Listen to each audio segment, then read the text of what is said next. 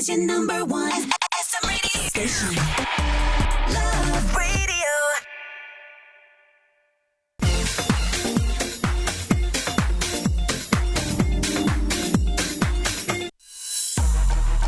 Hey! Tambala na! At eto na sila, ang nag-iisang masugid na tagahanga ni Nicole Yala. Chris Chuper! Kasama ang nag-iisang die-hard fan ni Chris Chuper, Nicole Hiala! Mula sa Mahiwagang Burnay, ang kwento.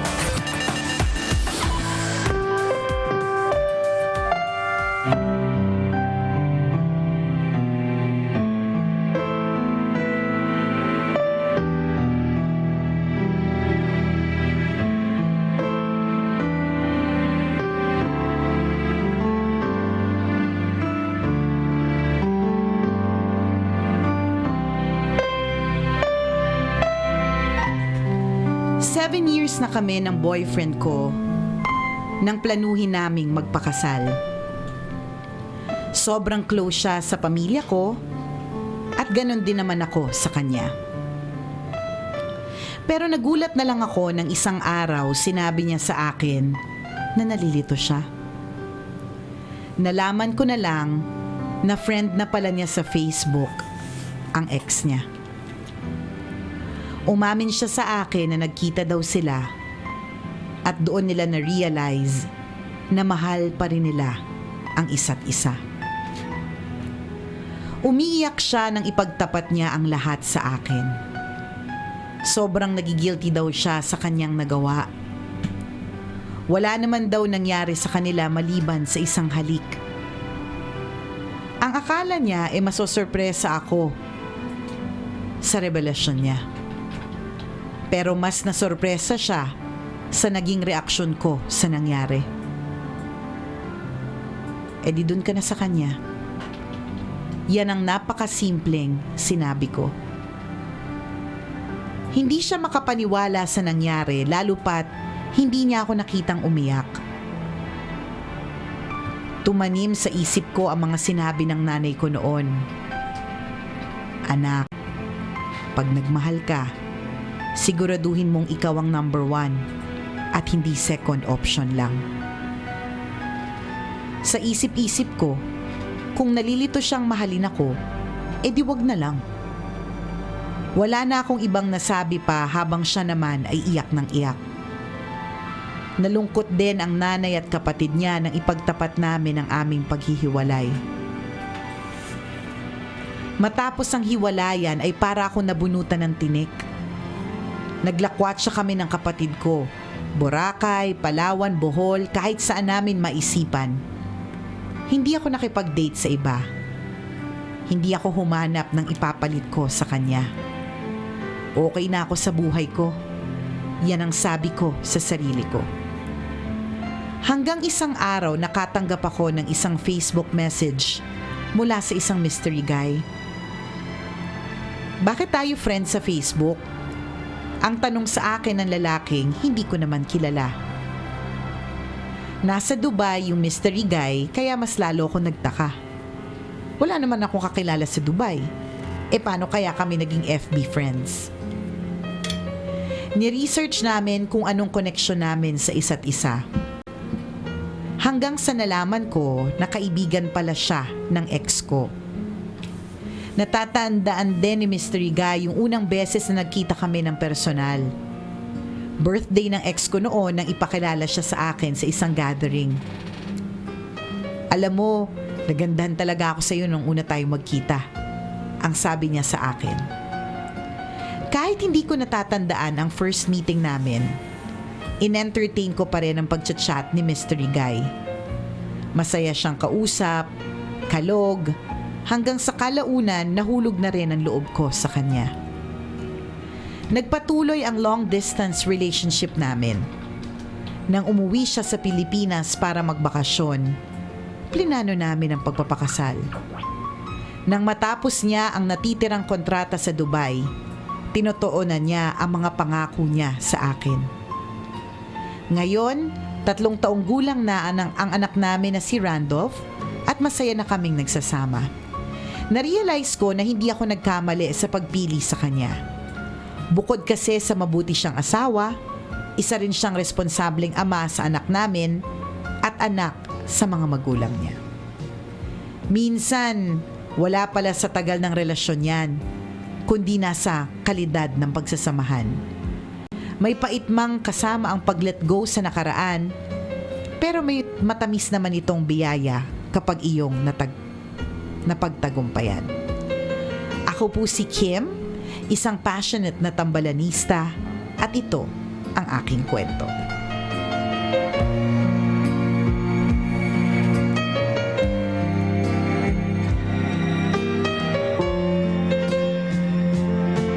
Passionate na tambalanista. Mahal na mahal mo ang kwento ng Mahiwagang Burnay, o mahal na mahal mo ang tambalan at si Tanghenyo. Yan. Mahal na mahal mo ang programa, ganun ba ang sinasabi mo? Salamat. Pwes, kung mahal mo, bigyan namin. Ano ba, meron sa Dubai? Ang pagmamahal ay hindi sinasabi lang. ang pagmamahal ay ipinapakita sa pamamagitan ng mga Cadbury. yan, mga alahas. Perfume. Yan, sapatos. Yan, mga ganon. Oh, passionate ka pa dyan, ha? So, baka naman. Charot lang, Kim. Ay, ganun talaga, no? Meron ako kakilala, 15 years sila eh. Tapos hindi rin naging sila sa bandang huli. Hindi rin naging sila. 15 years sila na parang akala na lahat ng mga tao sa paligid nila, sa kanilang sphere of influence na sila na. Parang hello, 15 years is 15 years. Oo, ang dami na pinagdaanan, Correct. malamang. Tama. Tapos nung pumunta lang yung girl sa ibang bansa, nakahanap sila parehas. Yung lalaki nakahanap dito, yung babae nakahanap. Tapos hindi sila yung nagkatuluyan. So sa madaling salita, yung 10 taon na nagsama sila, nagtsatsagaan lang yun. Hindi, kung 15 Nagtitiis, years, wala pa partner. silang choice eh. kung minsan kasi talaga, alam na nila yan na wala na. Kumbaga, Correct. ino-hold nyo lang yung Totoo. memories na sayang naman. Correct. Tama. Naman 15 years is 15 years. may o kahit kakilala din akong 3 ganyan years, eh. ganyan. Tapos hindi rin. Oh. And then naging sila, pinilit nila yan, magulo buhay nila. Hindi sila masaya. Kasi may indications na parang medyo hindi nagkakaintindihan along the way. Pero inisip parang sayang yung pinagsamahan since high school pa hanggang sa ngayon. Pinilit nagpakasal. Ayun, may Ayun, sakit ulo. hanggang ngayon. Magulo buhay nila. Tingnan mo yung sinabi ni Kim, 'di ba? Na nung naghiwalay sila, para siyang nabunutan ng tinik. Kasi may ganun eh. May minsan katulad na ng sabi ni Tanghenyo, we hold on because Takot tayo. Natakot tayo. Takot tayo sa feeling of being single. Tsaka yung Yes. kanina yung close ka na sa family. Oo, close ka na sa pamilya. Nanghihinayang ka. Kasi ang iisipin mo nito, kapag maghahanap ka ng bago, panibago na naman pakikisama. Paano kung Back hindi to square one ka Oo, talaga. back to zero talaga eh. Ganon. Pero ang hindi natin alam, yun nga, sabi nga ni Tanghenyo, parang tinitiis na lang pala natin. Hindi na pala tayo talagang truly na masaya. Nagmamahalan. Tingnan mo, 'di ba? Tingnan mo, napakadali para sa kanya sabihin na, sige, di doon ka na sa kanya. Tingnan mo yung lalaki tuloy iyak-iyak, hindi niya expect, 'di ba? Ay, Blessing in disguise. Oo, 'di ba? Doon ka na sa kanya. Tingnan mo anong ginawa pagkatapos nagboracay, nagbohol, nagpalawan, 'di ba? At saka gusto ko yung sinabi niya na para pala ako nabunutan ng tinik, 'di ba? Kita Sakit mo yun. pala siya ng ulo. Hinintay niya lang talaga yung pagkakataong yun. Di ba? Ang tagal niyang hinihintay na sabihin sa'yo na hingin sa'yo, sabihin mo sa kanya na alam mo, hindi talaga kita gusto. Yes, sa wakas, tagal kong hinihintayin ngayon. Bakit ngayon mo lang sinabi? Bakit hinihintay pa natin yung 7 years ng pagsasama? Itong ganitong klase ng kwento, mga kaibigan, doon sa mga may jowa po ngayon, sinasabi lang nito, huwag kayong pakasigurado. Yan. Kasi ito ang 7 years. Kahit yung kasal, hindi siya assurance na magiging Ay. kayo talaga. Ako nakakalurky. Pero syempre kung kasal na kayo, panghawakan nyo Kasi naman yun. meron mga nag-early marriage na feeling na sila na. Tas hindi pa pala. Yung yung mga nagsikret-sikret marriage. Tapos, secret on, mga Oo. SOSM, Oo. Nawala namang secret. secret on, secret marriage, ganyan. Pinag-iisipan po yan ha, yung Oo. yung pagpapakasal ha. 100,000 times. Oo. Huwag pa bigla-bigla. True. Marami akong kakilala na bigla sa pagpapakasal na humaling lang ng ilang araw, gusto ng pakasalan. Ikaw yung nakikita kong makakasama ko habang buhay. Yan. Tayo yung magsasama hanggang pagtanda natin. Ano nangyari? Magulo din ang buhay. Wala, miserable buhay nila. Kasi at that moment, in love silang dalawa na parang ayaw na nilang masira yung moment. Kaya Correct. mahirap talaga. Maraming Clouded. factor pa kasi. Isang learning dyan, Kabisyo, talagang you should never make a decision when you are too happy or when you Tama. are angry. Kasi Correct. kapag galit ka, talagang mali. Mali talaga yung magiging decision mo. Kasi mali yung way of thinking mo eh. Galit ka eh. Hurt ka. Basta pag nasa height ka ng emotions, hindi ka pwede mag-decision. Diba? Tama. Tulad niyan, yung mga yan, in love na in love. Oo, kaya Saya-saya. nainis ako sa mga ganyan eh. Ay. Hindi naman ako bitter, pero nainis lang talaga ako. Kala nyo kayo na talaga. Ewan ko na lang. Wait lang natin after 6 months. Galit na galit yung Dami isa sinasabi. dito. Daming ano. Oo, yung mga kaibigan akong ganun eh. Pag nakita mo talaga. Tapos ang ending, hindi naman, Oo. hindi na, Oo. hindi nila. Hindi sila. Oo. PDA talagang sweet nila. Nainis ako pag ganun eh. Naiinis ka. May inggit kasi ako. Oo. Tsaka, hindi ka Oo. kasi PDA. Oo. Hindi kaya kung nagiinuman kami. masyadong malambing, yung mga I ganyan. love you. Ikaw talaga gusto kong makasama hanggang pagtanda sa utak-utak. Sinasabi ng isip ko, huwag kayong ganyan. Naglulukohan lang kayong dalawa. Tingnan natin after 1 year. At yun nga, after 4 months, 3 months, walay na rin. Oo. Well, basta pinag-iisipan po talaga yung yung pagpapakasal. And yung number of years may also be an indication of pwedeng Pwede rin naman. Pwede din naman. Naisip ko nga baka itong si Kim, baka mahal niya pero hindi masyado. Oo. Kasi 'di ba, madami din naman na pinaglalaban nila. Akin yan eh.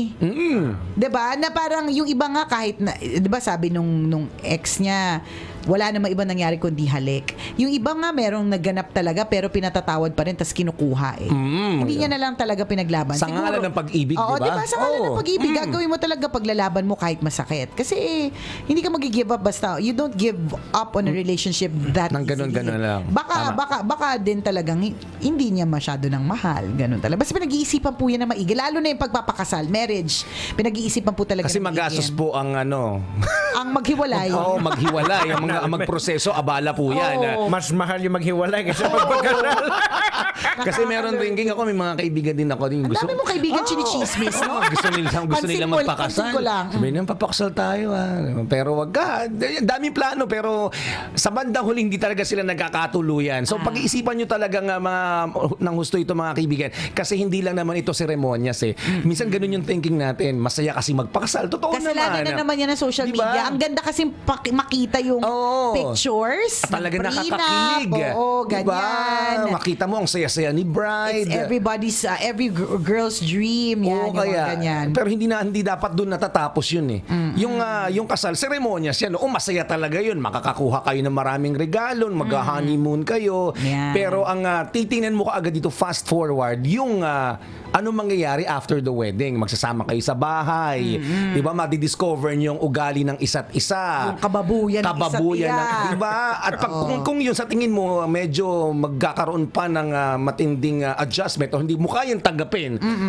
Kung ganong point talaga na parang hindi ko talaga kayang tanggapin yung ugali nito, then huwag muna.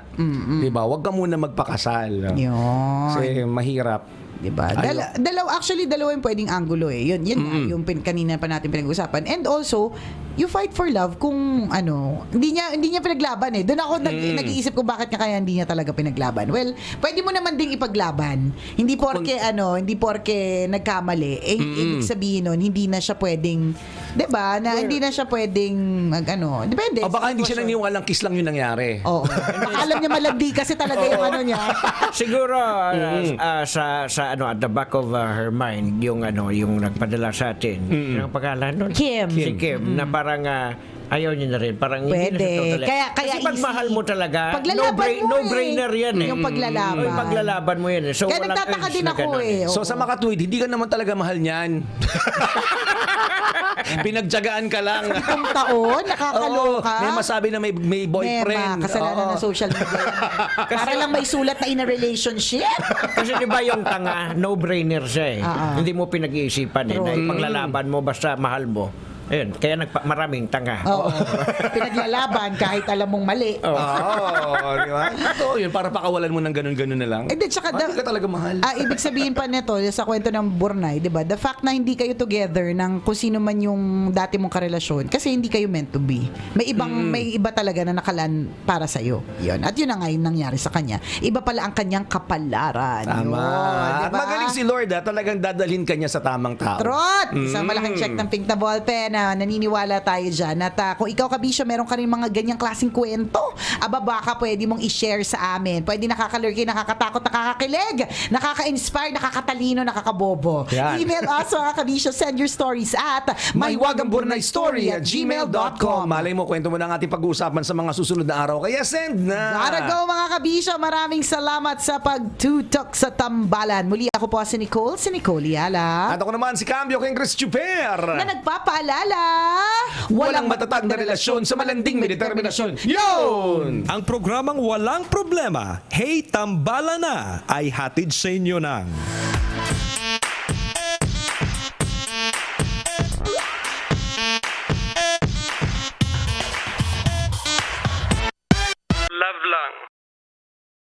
Always your number one.